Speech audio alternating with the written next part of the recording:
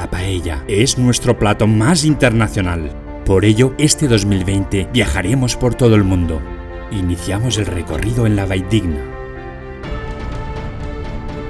En la ciudad de las ciencias, José Cuñat cocinará la paella de 1857. Es la primera receta donde aparece, entre paréntesis, la palabra paella. En la Marina Alta, Juan Gallà cocinará la paella d'estiu. Paella valenciana de la Valldigna. Pepe Fortea cocinará una paella típica de la ciudad de Castellón. Paella tradicional, una maravilla gastronómica. En la Fira de les Comarques, con Joan Clement. La paella valenciana de la Valldigna. En Casa Ricardo nos prepararán una paella de Lorca. El mesón Pepe Quiles de Granada.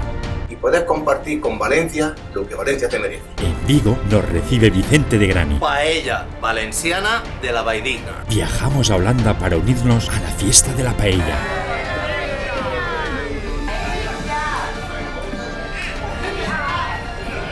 La paella de Boro nos recibe en Buenos Aires, paella valenciana de la Valldigna. Paelleros de Huergo, en la Patagonia Argentina. La mejor paella valenciana de la Valldigna.